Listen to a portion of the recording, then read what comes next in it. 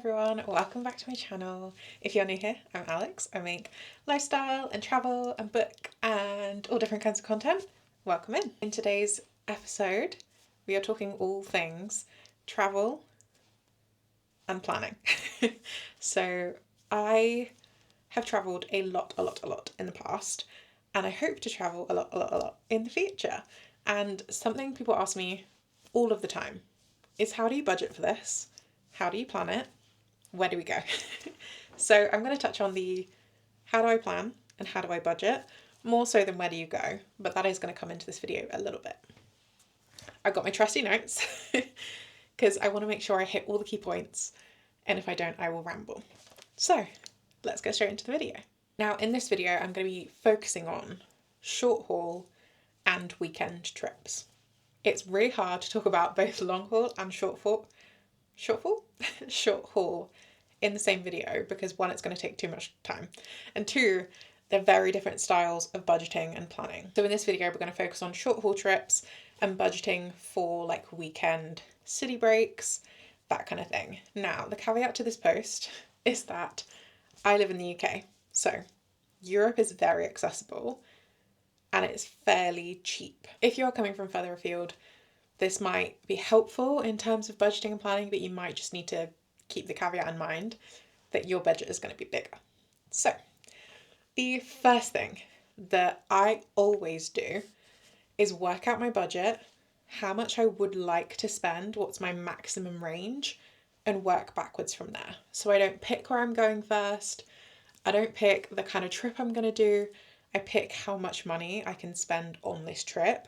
Then we work backwards with locations, flights, travel, pricing, all of that from there. The reason I do it this way is because it takes the guesswork out a little bit. It stops me shooting for the stars a bit too much, and it keeps me in check with all of the other things that we as humans living on this planet have to afford. So I know that if I want to spend £600 total on this weekend trip, I need to have everything: hotel, flights, transport to and from an airport, dinners, meals out, drinks out, things like that. I need to know the general cost of the places I'm hoping to go to, and then I can narrow down where I'm searching for flights, things like that. So I start with my budget first. I don't want to spend more than X amount of money. These are the locations that are going to be likely for me to get to. So from deciding that let's just use £600 for this video, I know I'm probably not leaving Europe with that amount of money. I know that it's likely going to have to be a city break because beach breaks are usually more expensive unless you can find a really good deal. I know that I probably won't be flying for more than 4 hours total, and I know that I'm probably going to have to choose something out of peak season if possible, unless I find a good deal. So with that information, I will then go and pick the country that I would ideally like to go to. However, we will be open to change. This is all happening all at the same time. So all of these decisions are kind of all happening at the same time. So I know that my budget is £600. I will then research the kind of countries I want to go to. I know for me, I usually like to go abroad. So if you're trying to look for staying at home, you're going to be looking for a different video. But for going abroad, I know that the close airports to me will be Bristol Airport, Birmingham Airport, Cardiff Airport, going to London Heathrow or Gatwick. Anything further than that is going to cost more money to get to either end when I'm flying out and when I'm coming home. Those are the airports that I will be looking into. So then I will go on Skyscanner and I will put Explore Everywhere from these select airports for my region. I'm in the Cotswolds, so those are the closest airports to me. From that, the Explore Everywhere function on Skyscanner. This is going to be a massive Skyscanner ad and I don't get paid by them, so Skyscanner, if you're watching this, please sponsor me. Yeah, so I will look at anywhere flying from these locations from specific dates. So if I know that I've got, let's just say, the first weekend of June available to fly, those are the dates I'll put in, because I know I'm not going to be able to go weekdays, or if I can take work off, then I'm going to factor that in. I will put in whatever dates are available to me, and if not, I will look at the month function. If I'm pretty flexible in a month on the time that I can travel and I can take spare holiday and things like that from work, I will look by month because then I can find the best price for that month. See, do you see what I mean? There's a lot of things going on here.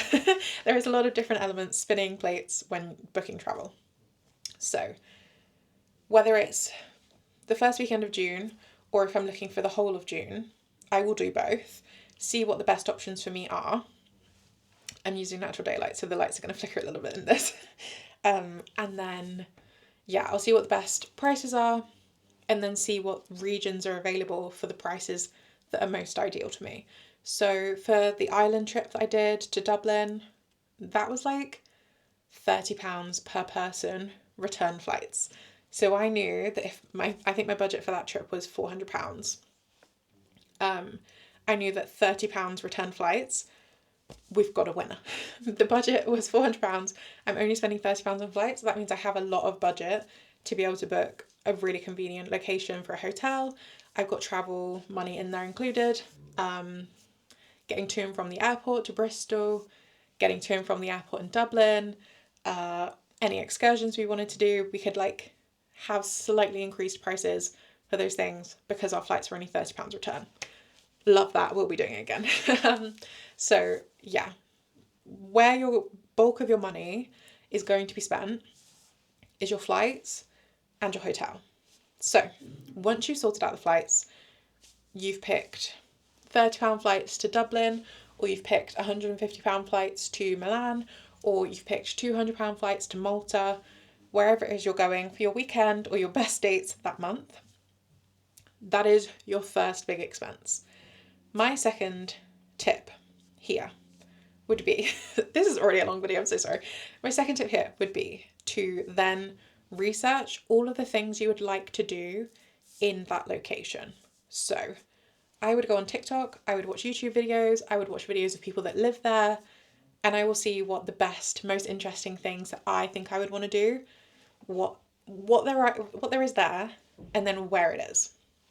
So for example, in Malta, I knew that some of the markets are on the other side of the island. Some of the sights to see are on a different island completely than the main island in Malta. So all of these things you're going to have to start factoring in for where the best place to stay is. My tip here is that you should pick a location for your hotel based on the most convenient location to all the things you want to do. So if you've got 3 nights of dinners, 2 lunch spots and a breakfast spot, all in one place. So for us, that was the Gothic Quarter in Barcelona. We had, I think, 2 dinners booked there. There was a couple museums there. There was like a cheesecake place there, like a bunch of cafes and things there. They were all in the Gothic Quarter.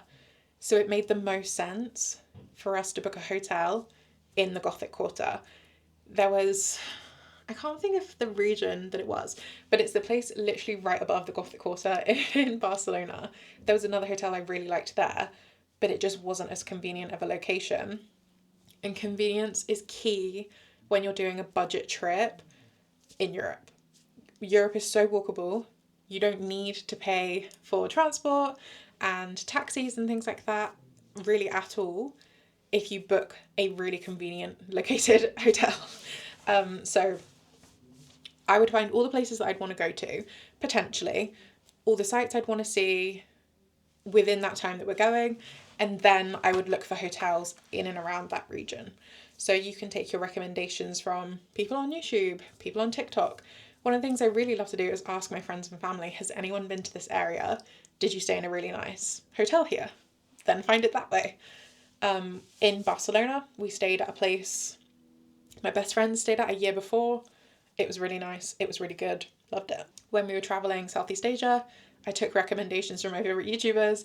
I took recommendations from friends that had been there before, that kind of thing. So I have this all saved in my Google Maps files. So in like Google Maps folders for different places. Have all of these things saved in one place that is shareable if you're going with other people, so that you can all kind of see how far it is to get between things, what the other additional things you might be able to add on if you've got time here and there.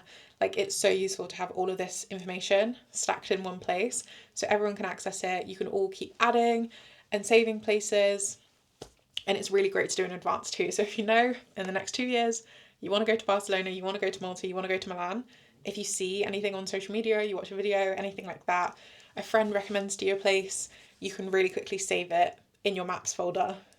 Good to go. But yeah, picking your hotel based on the location you want to be is just so convenient, because come 3 p.m. when you've had a whole day exploring but you're not quite there to get ready for dinner, you could quickly pop back to the hotel, have a little doom scroll for 15 minutes, refill your waters, change shoes if you needed to, and then head back out. And it doesn't take 45 minutes from the main centre to walk back to your hotel. And then if you wanted to go out again, it's going to take another 45 minutes to get back to somewhere central, that kind of thing.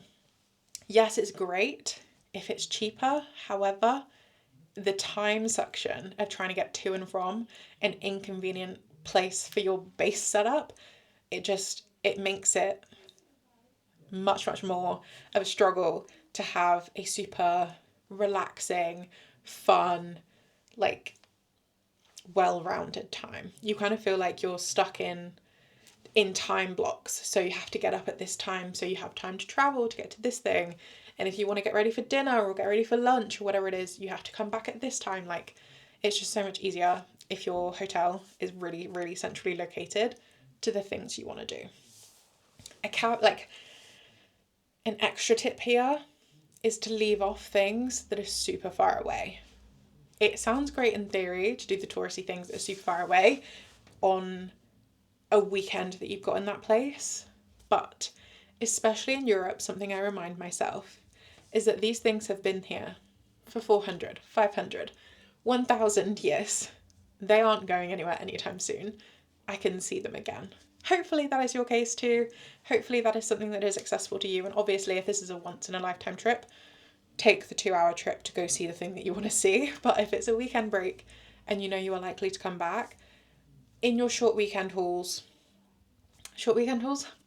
weekend trips, try to stay in as compact area as possible, because it means you're going to get to do more, see more, have more fun, and it not be as stressful and intense trying to get all across the city all within one day. Coming back to hotels, one of my best tips is to compare booking apps, messaging hotels directly, that's a hack I love, and different website deals, because app deals, website deals, direct pricing with hotels, Airbnbs, things like that, they all come at such different prices that it's really, really great if you can spend the time looking between them. So check the booking.com app and see what the price is on there. Check online and see what the price is there.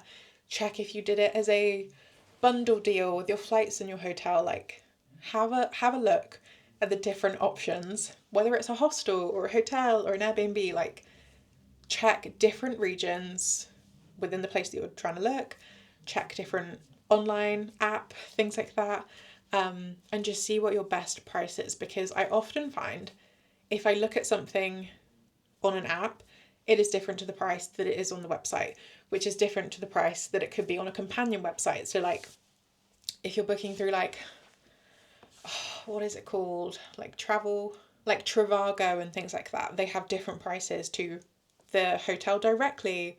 I know that there was one hotel that I really like in Malta. The price on the website for the hotel direct was a completely different price to booking.com. Things like that. So just definitely check around and see what your best price is, especially if you're on a tight budget. In terms of booking things, I'm talking about excursions, I'm talking about lovely places to eat, I'm talking about fancy Michelin restaurants.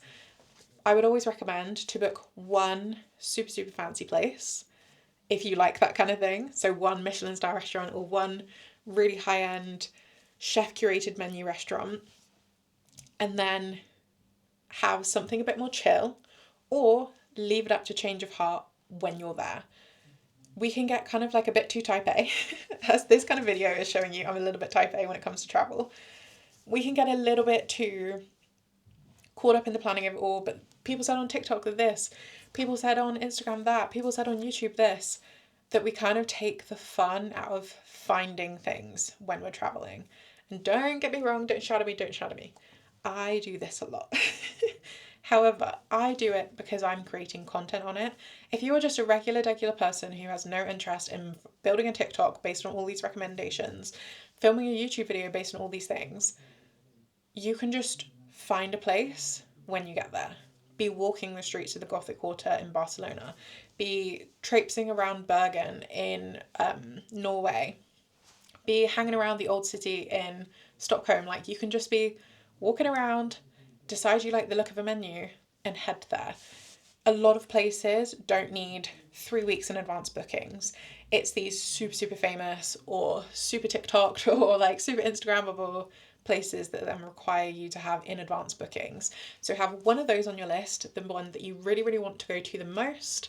2, possibly, if you're going with someone else who has a different vibe from you and they want to go somewhere else. But if you can, I would try and leave at least one night, at least like a lunch or something where you have nowhere to be and no booking, so you can really be spur of the moment and see where a night takes you, see where an afternoon takes you.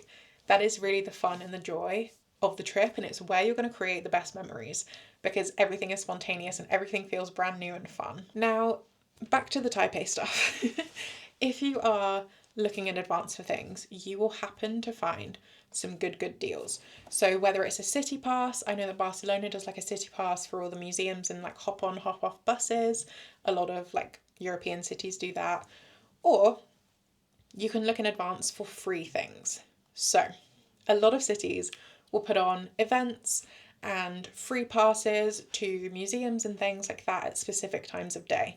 So for example, in Barcelona, the Picasso Museum had 6 till 9 p.m. on Thursdays free, and the cable cars up to, I think it was called like Montjuic,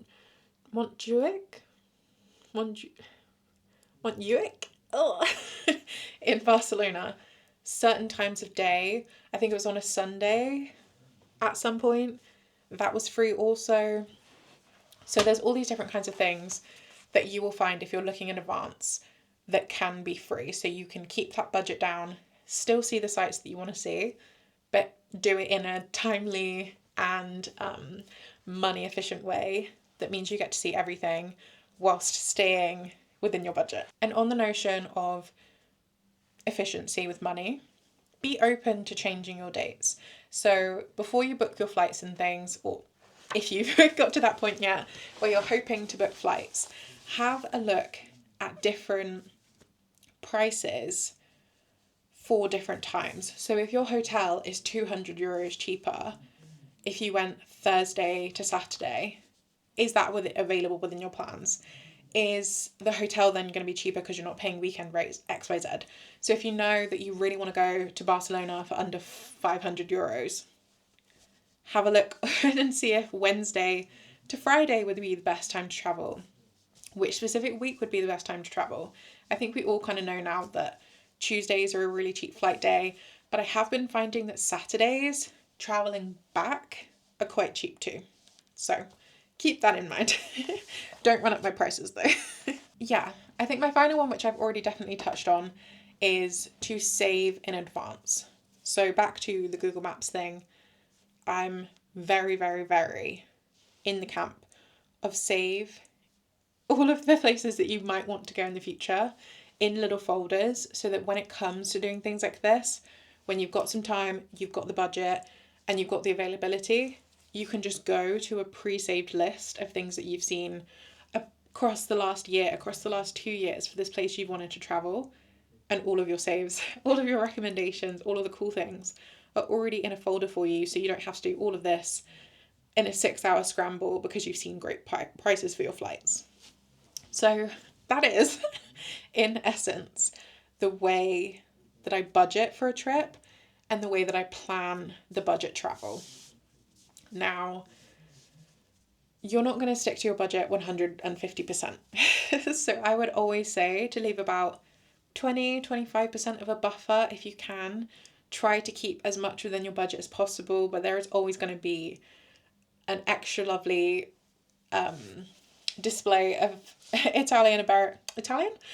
Spanish Iberico ham that costs X amount of money and you really, really want it, or there's like the few extra Aperol spritzes that get thrown in on the Saturday night, or things like that that you don't anticipate or plan in to spend but happen anyway.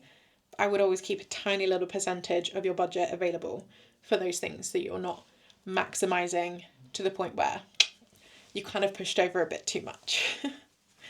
I think that's it for me for short haul travel planning. If there's anything you think I've missed, definitely put it in the comments below so other people can pick it up and have the best tips from you too. If there's anywhere you're planning on taking a trip shortly, please let me know. I love to hear the places, and especially the hidden gems of things that aren't well travelled, people don't go to regularly, but are perfect spots for whatever it is you think it's perfect for. I would love to hear about it. I'm thinking of a beach trip this year. So if you've got any hidden spots with lovely restaurants, great beaches, and aren't too hectic busy in like September, let me know. I'm your girl for that. I hope you enjoyed this video. Please let me know your thoughts below on any tips you think I have missed, and I will see you in the next one. Bye guys.